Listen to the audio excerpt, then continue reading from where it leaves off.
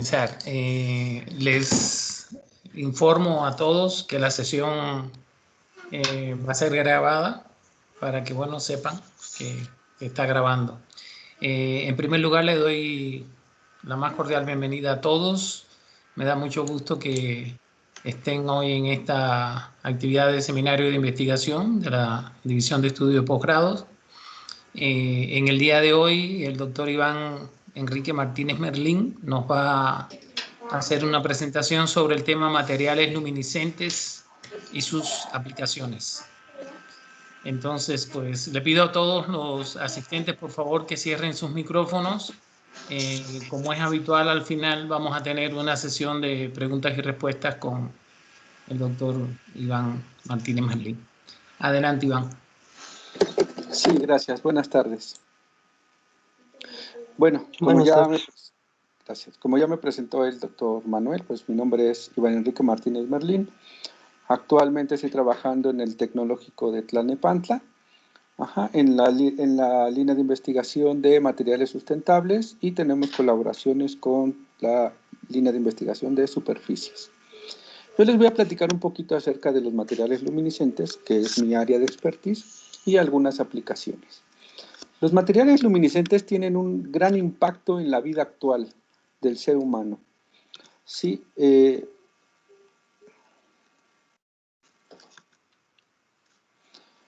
esto se debe a que, aunque muchos no lo conozcan o no sepan, forma parte primordial o es la materia prima de los dispositivos que usamos habitualmente, ¿no? Llámese teléfono celular, tableta, pantallas, ¿sí? Monitores, todo este tipo de dispositivos contienen materiales luminiscentes. Estos materiales luminiscentes forman parte, o más bien son los materiales que le dan brillo y color a nuestras pantallas. Entre otras aplicaciones importantes podemos mencionar la señalización.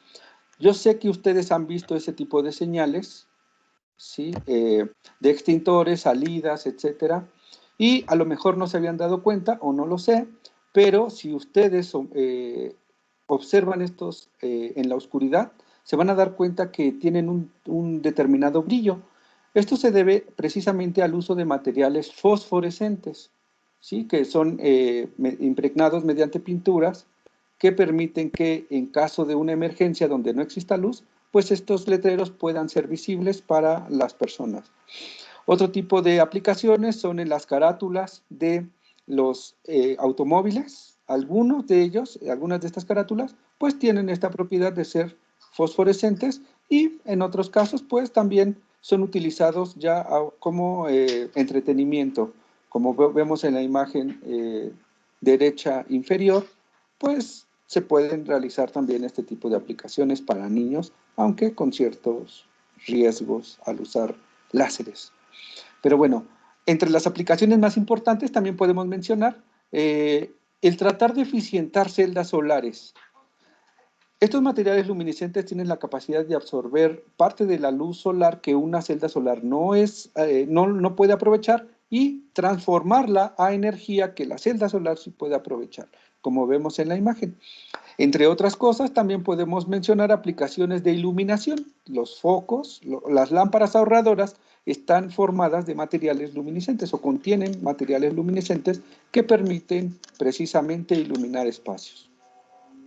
Entre los materiales de mayor importancia en el ámbito médico, pues podemos mencionar los marcadores biológicos.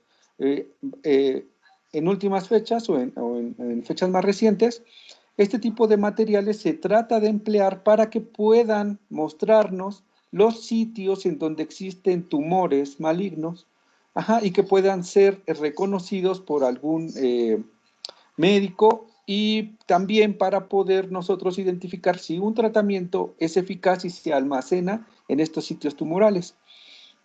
Otra de las aplicaciones un poco menos conocidas son los conocidos dosímetros. Los dosímetros son estos materiales que se utilizan para conocer la cantidad de radiación que recibe el personal a cargo de equipos como equipos de radioterapia y equipos de rayos X. Entonces, bueno, si ustedes, como pueden ver ustedes, pues las aplicaciones son muy diversas y son muy importantes. Pero vamos a entrar a detalle. ¿Qué es la luminiscencia? Existen dos formas en cómo un material puede emitir luz. Una de ellas se conoce como incandescencia y otra se conoce como luminiscencia. ¿Cuál es la diferencia entre ellos? En un ejemplo muy sencillo podemos ver o podemos mencionar lo que son los focos antiguos o bombillos de luz y las lámparas ahorradoras. Ahí está el ejemplo más sencillo en donde se utiliza luminiscencia e incandescencia. La incandescencia está presente en los focos o bombillas de luz. Estos funcionan mediante un filamento, el cual es calentado a una alta temperatura al vacío y puede emitir luz por esta elevación de la temperatura. Y la luminiscencia, conocida también como emisión de luz fría, pues es un material el cual sufre o absorbe una cierta energía, la cual es mediante un proceso interatómico transformada en energía o en fotones de luz visible.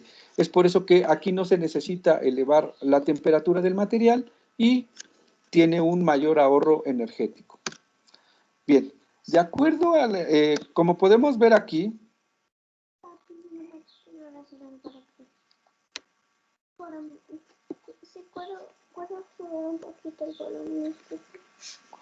como podemos ver aquí, un material luminiscente recibe una cierta energía conocida como energía de excitación y esa energía va a ocasionar que el material emita una luz visible, es decir, nos dé como resultado la emisión de fotones de luz.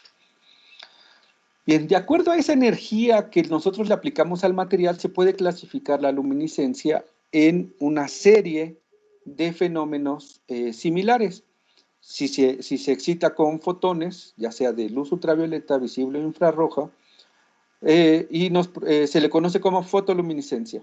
Si se excita con electrones acelerados, también se le conoce como catodoluminiscencia. Termoluminiscencia es cuando se le aplica una cierta temperatura, pero aquí cabe mencionar que se tiene que exponer este material previamente a la radiación. Este es el fenómeno que utilizan los dosímetros que mencioné anteriormente. La radioluminiscencia también es a través de rayos X, también es utilizada o aprovechada por los dosímetros. La quimioluminiscencia, que es mediante reacciones químicas y está muy relacionada con la bioluminiscencia, que son reacciones químicas producidas por un ser vivo. Y finalmente la triboluminiscencia, que es la emisión de luz a través de energía mecánica. Nosotros nos vamos a enfocar en este caso a la fotoluminiscencia. ¿Qué es lo que deseamos? Es que nosotros le podamos suministrar a este material fotones de energía, ¿sí? Puede ser en un rango que el ojo humano no puede percibir. ¿Y qué vamos a obtener? Fotones de energía o fotones de luz en un rango que el ojo sí puede ver. Siendo así, yo les presento aquí el espectro electromagnético para que ustedes entiendan un poquito más este concepto. Los fotones tienen diferentes energías. De acuerdo a esa energía se clasifican en rayos gamma, rayos X, luz ultravioleta. Si se dan cuenta que hay una pequeña banda muy estrecha que se conoce como la región visible del espectro, que es lo que nosotros podemos ver y diferenciar mediante los colores. Posteriormente viene el infrarrojo, las microondas, ondas de radio, etc. Bien, pues los materiales luminiscentes se encargan de transformar la energía ultravioleta o infrarroja y transformarla en energía que el ojo humano pueda ver, ¿sí? Mediante un proceso, como ya mencionamos, interatómico. Quedando esto en claro, les muestro aquí los rangos o los valores, tanto en longitud de onda, frecuencia y energía, de las diferentes bandas o regiones del espectro electromagnético que involucra directamente la luminiscencia. Bien, pero ahora, ¿cómo están compuestos estos materiales, los materiales luminiscentes? Los materiales luminiscentes están compuestos principalmente de un ion activador. Este ion activador realmente es el que se encarga de absorber la energía y emitir luz, es el que hace todo el proceso. Generalmente se utilizan los metales de transición y las tierras raras o lantánidos como este tipo de iones. se le puede agregar a este material iones sensibilizadores que fungirían como antenas, es decir, captan la energía y se la transfieren a los iones activadores. Y finalmente, estos iones por sí solos necesitarían un soporte en el cual estar distribuidos, es decir, necesitan un gran volumen. Para ese gran volumen por el cual estar distribuidos, pues se utilizan sulfuros, óxidos y, más recientemente, algunos materiales orgánicos. Generalmente se busca que este tipo de materiales, tanto los óxidos, sulfuros o los orgánicos, sean transparentes, aunque es lo más deseable, no es un requisito indispensable para la formación de materiales luminiscentes. Bien, ahora, en mi caso específico, en el caso específico de este grupo de trabajo, vamos a ver cómo nosotros fabricamos estos materiales luminiscentes en el laboratorio. Vamos a iniciar por una técnica que se conoce como síntesis hidrotermal, la cual utiliza este tipo de instrumento que se conoce como autoclave. Un autoclave es justamente un cilindro de acero inoxidable que tiene dentro un vaso de teflón, en el cual se le introduce la solución que contiene los componentes de nuestro material. Bien, esta sería la descripción de la técnica. Se realiza una solución con los compuestos del material, se colocan dentro del vaso de teflón y dentro del autoclave, se meten a una mufla a una determinada temperatura por un determinado tiempo y se obtiene nosotros un precipitado que sería nuestro material luminiscente. En algunas ocasiones el material puede ser puede finalizar aquí nuestro proceso, pero en algunas ocasiones nosotros necesitamos dar un tratamiento térmico posterior para aumentar la cristalinidad de nuestro material y que tenga mejores propiedades luminiscentes. Bien, otra de las técnicas es la conocida como rocío pirolítico ultrasónico. Esta técnica me permite realizar materiales luminiscentes en forma de recubrimientos o películas. Básicamente consta de una solución precursora, igual que la técnica anterior, pero se nebuliza o se crea una pequeña neblina, ¿sí? Mediante un nebulizador, como los utilizados en las terapias pulmonares. Esta neblina es transportada justamente a nuestra pieza donde se desea el recubrimiento. De preferencia se utiliza un sustrato o pieza que sea plana. Entonces, esta neblina es transportada mediante un gas de arrastre hasta nuestra pieza que desea ser recubierta, pero esta pieza debe ser calentada para que se produzca la reacción necesaria que nos permita obtener la película o recubrimiento con propiedades luminiscentes.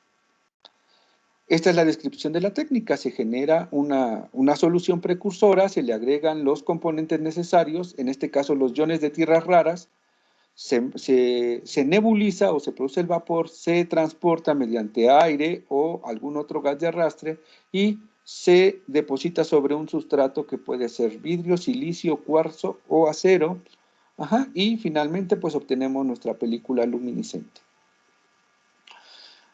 ¿Qué materiales hemos sintetizado en el grupo de trabajo al cual pertenezco? Bueno, se han sintetizado películas delgadas de óxidos metálicos con aplicaciones en guías de onda plana, películas poliméricas, también con aplicaciones de guía de onda plana, microfibras compositas, polvos luminiscentes y marcadores biológicos mediante la técnica hidrotermal. Aquí estoy mencionando algunas otras técnicas que no profundizaré por el momento. Bien, entre los materiales sintetizados están las películas de óxido de hafnio depositadas sobre vidrio, con propiedades luminiscentes. Se impurifican con europio y terbio. Estas son tierras raras que, como ya mencioné, son las que le dan la propiedad de emitir luz en un color determinado. El europio permite la emisión de luz en color rojo, mientras que el terbio produce la emisión de luz en color verde. Otro de los materiales sintetizados es el óxido de hafnio impurificado con samario, que también nos permite una emisión en color rojo. Aquí muestro una micrografía de SEM. Otro de los polvos es aluminato de estroncio, ¿sí? En dos diferentes estequiometrías que nos permite, o como podemos observar, obtenemos un polvo en color verde, en emisión en color verde, y polvos de sulfuro de estroncio también, que puede ser utilizado como marcadores biológicos, como muestro en esta imagen. Bien, ahora, dentro de la investigación que realizamos, nosotros necesitamos medir las propiedades de los materiales que obtenemos mediante estas diferentes técnicas, que son difracción de rayos X para determinar estructura cristalina, espectroscopía Raman, espectroscopía de fotoelectrones emitidos por rayos X, que aquí debería ser XPS, espectroscopía fotoluminiscente, que me mide las propiedades luminiscentes, la transparencia, morfología, rugosidad y espesor mediante estas técnicas que si necesitan más detalles, pues me preguntan al final y con gusto les puedo explicar un poco más cada una de las técnicas. Bien. Entonces, dentro de las películas de óxido de hafnio, pues vemos aquí una medición de rayos X, donde nos indica qué tan cristalina es la película. La cristalinidad tiene una relación directa con la emisión luminiscente. Entre más cristalina, generalmente se obtiene una mejor emisión luminiscente. Sí, la técnica de XPS me permite saber de qué está compuesta nuestra película, es decir, los elementos que conforman a mi película. La microscopía electrónica de barrido, que me permite conocer la morfología, es decir, la forma que tiene mi película, que como podemos ver aquí, pues son películas excesivamente lisas y planas, que eso es bastante bueno para lo que deseamos. ¿Sí? Una microscopía de perfil que también me permite conocer el espesor aproximado de mi película, mostrado aquí. Microscopía de fuerza atómica también para conocer la morfología más a detalle, como podemos ver aquí con acercamientos un poquito mayores. Y puedo yo medir la rugosidad, ¿no? Aquí cabe resaltar este resultado, una rugosidad de 47 nanómetros máxima y de 47 angstroms, que son cerca de 5 nanómetros, y la rugosidad de 8.97 angstroms, que son aproximadamente 9 nanómetros. Esto nos indican superficies extremadamente lisas. Bien, en la técnica de lipsometría también me permite conocer justamente o corroborar los espesores de la película y encontramos valores muy similares. Y la espectroscopía visible, UV visible, que esto me permite saber qué tan transparente es mi película. Aquí podemos ver, esta sería la transparencia máxima, que es el sustrato solo, y pues podemos ver que alcanzamos transparencias del 100% en algunas regiones, y del 90%, ¿no? Quitándole este 10% del sustrato, pues estaría comprendido entre el 80 y el 90%, contando la transparencia del sustrato. Estos son valores bastante interesantes, importantes, pues justamente para las aplicaciones que deseamos. Aquí viene la caracterización de la espectroscopía fotoluminiscente. Aquí podemos ver las emisiones, ¿sí? De las películas impurificadas con terbio, que emiten en un color verde.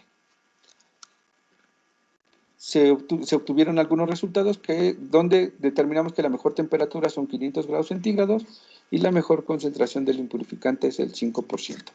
Pero bueno, estas películas fueron impurificadas con europio. Nos damos cuenta que estos valores, aunque parezcan ahorita muy poco relevantes, pues son importantes porque este número 614 me indica justamente que la emisión de estas películas es en color rojo. Cuando se hicieron también películas combinando ambas tierras raras utilizadas, y pues obtenemos también películas con ambos colores, ¿no?, presentes. 545 que representa un color verde y 614 que representa un color rojo. Aquí podemos ver en este estudio de cromaticidad, pues, dónde caen esta combinación de películas y cómo barren desde un verde, pasando por un amarillo hasta un rojo. Para no entrar en muchos detalles, las aplicaciones de este tipo de películas puede ser para guías de onda, es decir, para transmitir señales luminosas, ¿sí? O también como recubrimientos transparentes para aumentar la eficiencia solar de las celdas solares. ¿Sí? Entonces, como ven, puede tener aplicaciones bastante interesantes. Aquí les muestro cómo se observan las películas depositadas sobre silicio, que el silicio, pues como ustedes saben, es la materia prima o de lo que están hechas las celdas solares.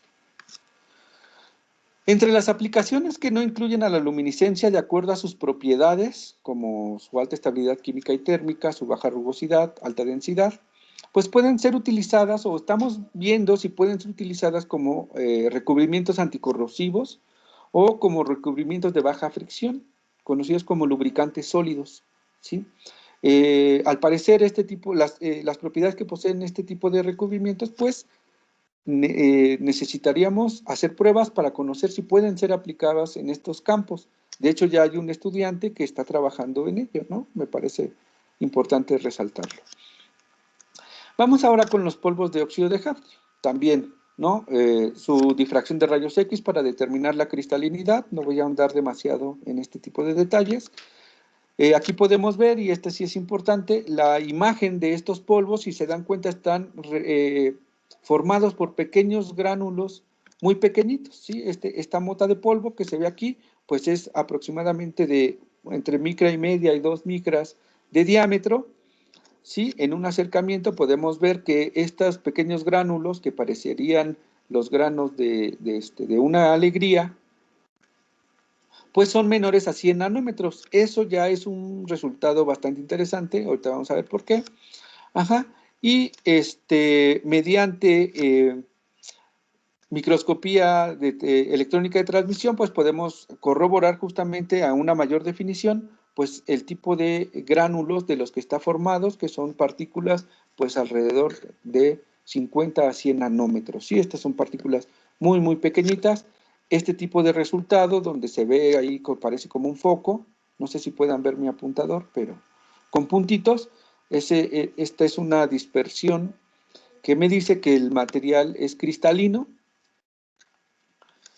y su emisión fotoluminiscente, que es lo que nos interesa, pues vemos que se puede excitar con luz ultravioleta en un rango entre 200 a un poco más de 400 nanómetros, que esto es bastante importante, y pues obtenemos un color rojo también al estar cerca de 620 nanómetros. Bien, nos dimos cuenta que este tipo de polvos pues no tienen una emisión tan eficiente de la luminiscencia. Sin embargo, ya sometiéndolo a estudios de rayos X en un fantoma de ratón, en un ratoncito de plástico, pues podemos ver el puntito blanco que resalta ante los rayos X. Entonces, a lo mejor su aplicación en términos de luminiscencia no es tan apta, pero puede ser usado en la imagenología mediante rayos X. Esto le da bastante importancia, sumando además que las partículas de las que está compuesto este tipo de polvos pues son demasiado pequeñitas, tienen la capacidad o tendrían la capacidad de poder entrar en los tumores y almacenarse, con lo cual pueden ser considerados también marcadores biológicos. Bien, continuamos con polvos de aluminatos de estroncio. Lo mismo, este tipo de difractogramas, pues al mostrar diferentes picos, solo nos muestra que es cristalino. Vemos la morfología de este tipo de polvos, que está conformado por agujas, ¿sí? de una longitud de 2 micras y un espesor de 100 nanómetros. Por microscopía electrónica de transmisión observamos aquí a mayor detalle estas formas de agujas, ¿sí? La imagen de la izquierda en oscura, esos puntitos salpicados pues nos indican precisamente que la muestra es cristalina. El polvo, otro tipo de polvo, también de aluminato de estroncio con otra estequiometría, pues nos muestra también partículas muy chiquititas. Aquí vemos la partícula o la imagen mostrada en la extrema derecha, pues que se ven partículas de alrededor de 50 nanómetros. Ya dijimos que partículas tan pequeñitas pues son deseables para que puedan entrar a través de los vasos corrompidos por los tumores que hacen fisuras de longitudes de estas dimensiones. Cabe señalar que estos polvos de aluminato de estroncio, obtenidas en dos diferentes estequiometrías, es decir, dos relaciones diferentes de aluminio y estroncio, emiten en dos colores diferentes. Uno es de color verde, que son las agujas, y otro es en color naranja, que son estos pequeños partículas nanométricas. Eso es bastante importante, por lo que mencionaré a continuación. Lo mismo, el espectro fotoluminiscente, donde la curva en rojo me muestra la longitud de onda con la cual se excita el material, que es luz ultravioleta, y la gráfica en color negro que me dice el valor en el cual emite, y que ese 525 está relacionado con un color verde. Esto es bastante importante porque los tejidos tienen un rango en el que son transparentes, que está aproximadamente entre 500 nanómetros y 800 nanómetros, que se conoce como ventana biológica. Entonces, caer en estos rangos de emisión es importante.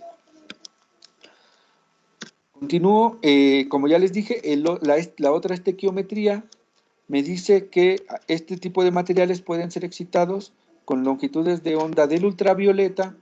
Aquí vemos que también parte del visible me permite la excitación en una curva ancha a la derecha en color rojo. Esto tiene un gran valor porque ambos valores, tanto el de excitación como el de emisión en 610, caen dentro del rango de la ventana biológica.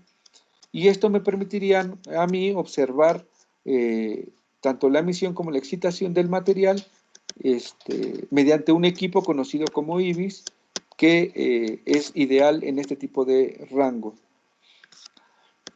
Bien, las aplicaciones, como ya les mencioné, este tipo de polvos puede ser utilizado como marcador biológico. Aquí mostramos una imagen donde metimos una pequeña capsulita a este fantoma, a este ratón de plástico, lo introdujimos al equipo de imagen y pues podemos observar ahí la mancha en color amarillo rojizo, pues que efectivamente se puede observar a través de tejido animal, este tipo de materiales.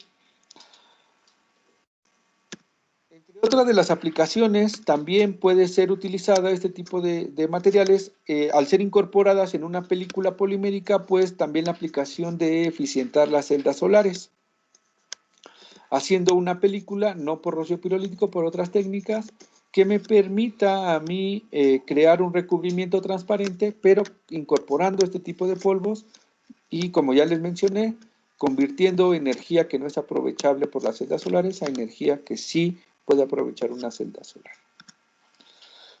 Eso sería todo por mi parte. Estoy para contestarle las preguntas. Quería hacer una exposición corta y concisa. Y quiero agradecer justamente al equipo de trabajo al cual pertenezco, nuestro jefe, el doctor Ciro Falcón y Guajardo, nuestro jefe en el CINVESTAB de investigación o líder de este grupo, y pues los compañeros que aquí enlisto, que no voy a mencionar, ¿no? Con los cuales colaboramos dentro del CINVESTAB y ahora ya en algunas otras instituciones. Les agradezco mucho su atención y quedo para sus preguntas o dudas. Gracias. Gracias, Iván. Bueno, ahora los que quieran participar, quieran hacer algún comentario, alguna pregunta, igual y pueden utilizar el icono de la manito para organizarnos. En lo que alguno de los participantes pues solicita la palabra, que bueno, quiero reiterar porque algunos entraron cuando ya había comenzado la exposición, quiero reiterar el agradecimiento a todos los que están participando. Me da mucho gusto ver que se encuentran en el auditorio unos cuantos de nuestros estudiantes vigentes, pero también algunos ya egresados de la maestría. Por ahí veo a María de la Luz, veo que está Edith. Me da mucho gusto. Perdón si no los menciono a todos, pero bueno, una vez más le reitero la bienvenida. Yo quería, Iván, hacer un comentario porque como en el programa nuestro de maestría aparecen dos diferenciadas, dos líneas que, bueno, de manera corta decimos materiales y superficies, pues pensé que tu trabajo iba mucho más hacia materiales Y veo que en algunos casos, al menos desde mi poco entendimiento, por supuesto, de los temas que tú has presentado, porque está muy lejos de mi formación profesional, pero que en algunos casos realmente pues también trabajan el tema de recubrimiento, o sea, utilizan un soporte que tú mencionabas, que podían ser polímeros, que podían ser incluso aceros, y lo que obtienen es un recubrimiento, ¿no? ¿Estoy en lo cierto? Sí, efectivamente.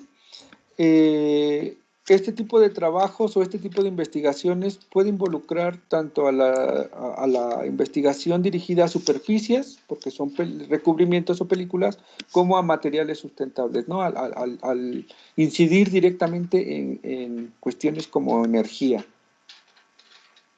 Ya. Y bueno, tú mencionas la palabra sustentable. Sí. Los nombres de los elementos que has mencionado, por supuesto, no son los que se usan en los cursos normales de química, ¿no? Son elementos que yo primera vez que los oigo mencionar. Estos son difíciles, son escasos, son caros, porque en alguna presentación anterior de alguien, no recuerdo exactamente quién, pero sí mencionaba, creo que fue Andrés, o alguno de los colegas que mencionaban algunos materiales que son muy caros o son difíciles o poco abundantes, ¿no? Al final, quizás las tres cosas son la misma, porque por eso pueden que sean caros. ¿Estos materiales que tú mencionas son fáciles de obtener? Abundan en el mercado, ¿no? Actualmente, bueno, de unos años para acá han tenido gran relevancia. Hay grandes minas de este tipo de materiales, sobre todo de las tierras raras, que es la materia prima de mayor importancia. Ha habido grandes descubrimientos de minas en este tipo de materiales, aunque se le conoce como tierras raras, pues no son tan raras, ¿no? Al menos las que utilizamos.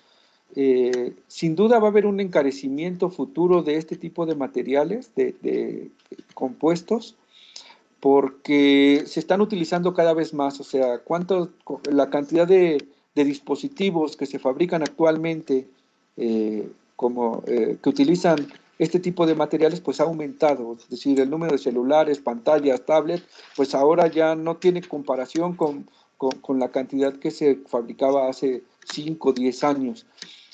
Entonces, aunque estos materiales actualmente no son caros y son de relativamente fácil acceso, yo creo que en un futuro van a ser monopolizados por las grandes empresas. Pero bueno, eso es algo que generalmente ocurre con cualquier material innovador, como será en un futuro el litio también, ¿no? Para la fabricación de celdas, de baterías. Ahorita todavía no tiene un auge importante, pero en el futuro obviamente, pues, de la misma manera que las tierras raras van a ser, pues, acaparadas por las grandes potencias, así como lo ha sido el petróleo, pues, es un ciclo normal. Actualmente no son de difícil acceso, sí tienen un cierto grado o un cierto costo, pero asequible, ¿no? O sea, no sé si con eso contesté tu pregunta adecuadamente, ¿no? Sí, claro, claro. Es que una de las cosas que a mí me llamaba la atención era precisamente ese nombre de tierras raras. Aquí tengo una pregunta de Luis Ibarra. No sé si es que él no tiene acceso al micrófono, pero bueno, la voy a leer. Dice, buenas tardes, doctor Iván. Disculpe, le quería preguntar si existe un estado cristalino beneficia a los materiales para que presenten altas propiedades luminiscentes. Sí, hay estudios donde existe una relación entre la cristalinidad del material y la emisión luminiscente. Hay una condición específica que si se consigue, se obtiene una mayor emisión, que se conoce como simetría de inversión. Esto quiere decir que, es que no sé cómo explicarlo, pero matemáticamente sería como una función impar, donde el reflejo es lo opuesto. No sé si me puedes ayudar con eso, Manuel. Es que no sé, no tengo un diagrama, no sé cómo explicarlo a detalle, ¿no? Una función par creo que es que el reflejo de la función es justamente en espejo y la impar está invertida, ¿no? Sí, Entonces, bueno, ese mismo... la par es cuando tú doblas así por el eje Y Ajá. y se superpone. Para que sea impar, doblas primero sobre el eje Y y luego doblas sobre el eje X. O sea, lo que está en el cuadrante 1 coincide con lo que está en el cuadrante 3, cuadrante 2 con cuadrante 4. Bueno, justamente ese fenómeno o esa condición aplicada a la estructura atómica beneficia la emisión luminiscente. Pero para eso se necesita primero que el material posea una buena cristalinidad. ¿Sí? Y hablamos de eso en cuanto a los sitios en donde se localizan las tierras raras, porque las tierras raras, los iones, se distribuyen a lo largo del material en bulto, de la matriz, y si un ion está justamente en una posición de simetría de inversión, es decir, como lo mencionaste tú, si los iones están colocados en esas posiciones dentro de la estructura atómica, beneficia la emisión luminiscente. Ya. Bueno, Fidel está pidiendo la palabra, tal vez tenga que ver con este mismo tema y luego le voy a dar la palabra a Lisbeth. Adelante, Luis. Buenas tardes. Entonces, doctor, ¿una estructura cristalina del tipo cúbico beneficiaría esto del fenómeno de la luminiscencia? Puede Digo porque es beneficiar. fácil de desdoblar, ¿no? ¿O sería fácil de que suceda ese fenómeno? Puede beneficiar, depende más de en qué sitios se coloquen o aparezcan los iones de tierras raras. Puede ser una cúbica fácilmente, pero si los sitios donde están los iones de tierras raras no son estos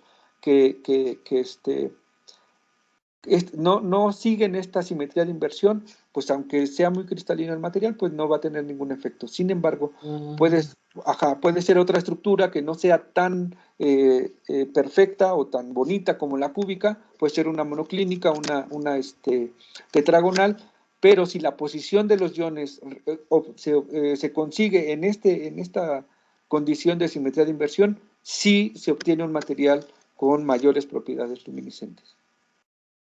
Ok, perfecto. Gracias, doctor. De nada. Gracias, Luis.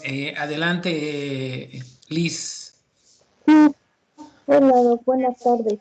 Hola, Nada buenas más tardes. una pregunta. Usted hablaba de la importancia de la rugosidad de sus películas, pues el acabado mismo, ¿no? ¿Podría ahondar un poquito más en esto? Claro. Justamente una de las mejores propiedades de estas películas, pues es la baja rugosidad que tiene. Déjenme ver si puedo presentar. Bueno. La técnica de rocío pirolítico generalmente se caracteriza por películas rugosas, o sea, es lo que se había reportado hasta hace cierto tiempo.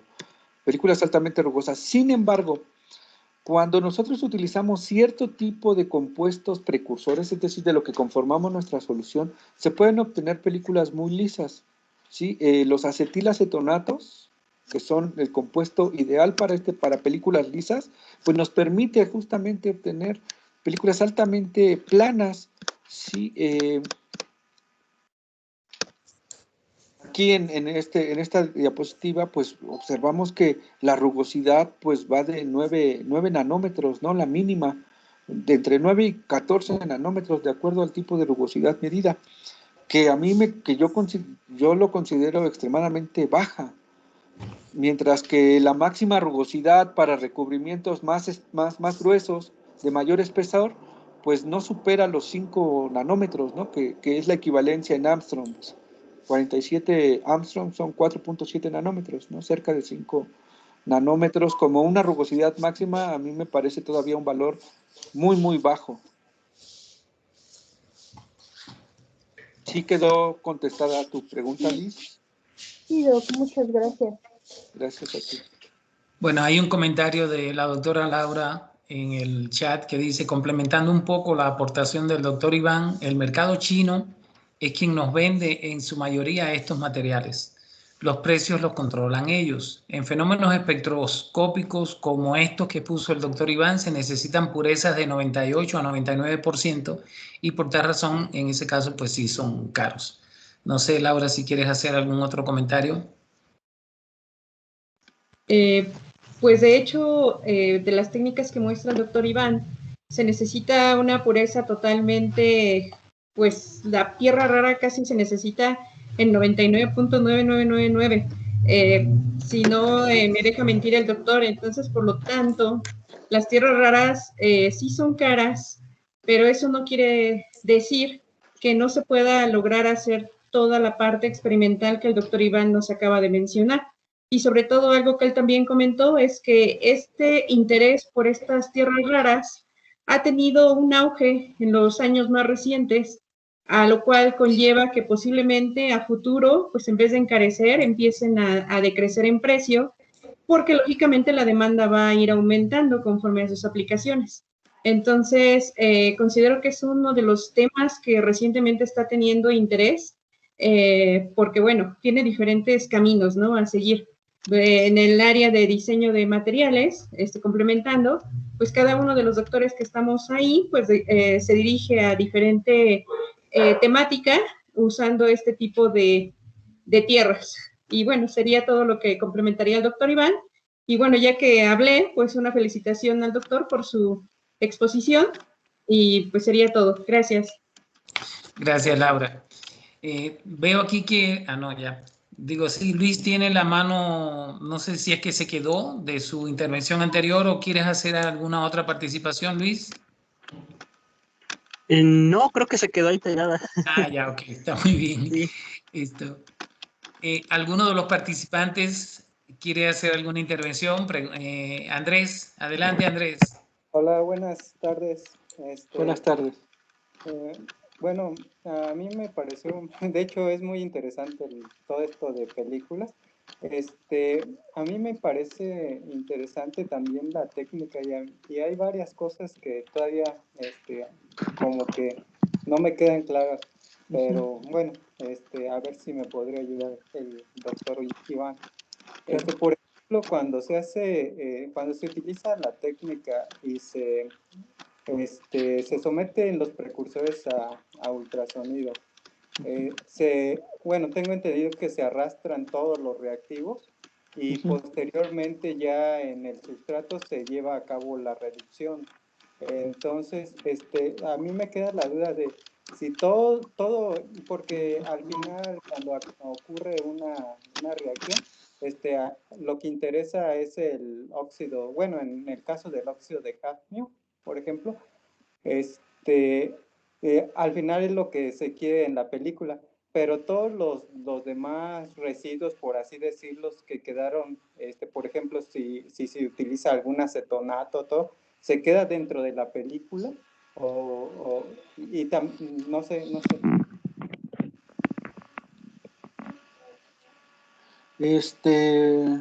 Ok. En términos generales, sí existen ciertos residuos que pueden quedar, pero de carbono al usar acetilacetonatos. Esto habría que ahondar, vamos, en esa parte, porque yo hice algunos estudios posteriores con otras técnicas como SIMS, en donde, aunque aparezca el carbono, aparece de forma muy superficial. Esto lo digo porque el acetilacetonato es una cadena de carbono, se conoce como organometálico, es una cadena de carbono un poco amplia, en donde tiene pegado el átomo de hafnio o el átomo de terbio o de europio a esta cadena amplia de carbonos. Pero, ¿qué es lo que ocurre aquí? Cuando, al estar en un solvente como dimetilformamida, que es justamente un solvente también con gran cantidad de átomos de carbono, este material se disuelve completamente dejando los iones dispersos en una solución. Cuando se llega a la parte caliente del sustrato, la radiación del calor hacia el ambiente cercano al vapor o a la neblina provoca que todo el solvente se evapore antes de que las pequeñas gotas lleguen al sustrato. Esto quiere decir que el solvente con la parte orgánica en su mayoría se evapora debido a la temperatura y debido al bajo punto de fusión de evaporación, al bajo punto de evaporación del solvente. Entonces, esto quiere decir que al sustrato realmente no le caen gotas de solvente o de solución, sino le cae el material ya o los iones de hafnio, en su mayoría, y de las tierras raras, ¿no? Y de europio o terbio. Llegan en forma de sublimado, ¿sí? Eso está reportado ya en esta técnica. Entonces, aunque quedan pequeños rezagos de carbono, son mínimos, ¿no? Sí se ha medido. La película realmente obtiene obtiene unas grandes propiedades y además la difracción de rayos X nos comprueba que se obtiene óxido de hafnio y no se obtiene carbonato de hafnio, por ejemplo, o carburo de hafnio, que serían compuestos remanentes, ¿no? de las películas. No sé si eso contesta tu pregunta, Andrés. Bueno, nada más me queda la duda. ¿Las temperaturas que se utilizan ahí son altas? Relativamente bajas. Ajá, Relativamente bajas para la formación de óxidos. Ajá. O sea, la temperatura máxima que se puede utilizar en este tipo de técnicas son 600 grados centígrados. Oh, ya, sí son altos más o menos. Sí, bueno, si tú quieres sintetizar un polvo de un óxido, pues necesitas llegar a 1000, 1500 y hasta 2000 grados centígrados. Uh-huh. Sí. En polvo. Bueno, ajá. Sí, a mí, bueno, la pregunta es porque a mí me quedaba la duda. Igual mencionaste algo relacionado con que el precursor hacía que las películas fueran más lisas. Entonces, yo lo que me podría imaginar que tal vez algunas, como las cadenas del acetilacetonato son largas, se podrían quedar ahí atrapadas de alguna manera, haciendo que las mismas partículas se unieran como algo así como lazos que hicieran que no se desprendieran. Entonces, No, bueno, es lo que podría imaginar. no. Bueno, Esto está directamente relacionado con el punto de fusión tanto del precursor como y el punto de sublimación del acetilacetonato. Esta técnica se utiliza con precursores como cloruros o como acetilacetonatos. En el caso de los cloruros, el cloro sí queda atrapado dentro de la película y al evaporarse produce películas rugosas y porosas cuando se utilizan cloruros. Cuando se utilizan acetilacetonatos, esto no pasa porque el acetilacetonato sublima a una temperatura de más o menos de 190 grados centígrados. Entonces, bueno, o sea, esto quiere decir que el solvente se evapora antes de llegar al sustrato, el material base que es el acetilacetonato sublima antes de llegar al sustrato y pues cae realmente este sublimado, es decir, este material en fase vapor, realmente llega así al sustrato y el llegar de esta manera permite justamente la síntesis de películas muy lisas, ¿no? Y es algo relacionado específicamente con los puntos de evaporación y de sublimación, tanto de la dimetilformamida, que es el solvente que se utiliza, como el acetilacetonato. Eso es realmente. Ya. Bueno, sí también puede, no sé si a lo mejor también ya lo hicieron, hacer infrarrojo, FTIR, para ver si ahí hay algunos enlaces característicos, por ejemplo, los característicos de cuando se descompone algún compuesto de carbono, por ejemplo, el CO, Aparecen. ajá. No Sí, sé aparecen. si aparecen, ¿no? Sí, se ha hecho. Aparece en el XPS, que también puede determinar enlaces, y aparece en el FTIR, enlaces carbono-carbono-carbono-oxígeno. Oh, ya. Ajá. Yeah. Pero también en mínimas cantidades. Y de manera superficial. Al aparecer en las técnicas de XPS, pues quiere decir que está hasta arriba, ¿no? Recordemos que la técnica de XPS pues me permite profundidades de alrededor de 10 nanómetros, ¿no? Análisis superficiales.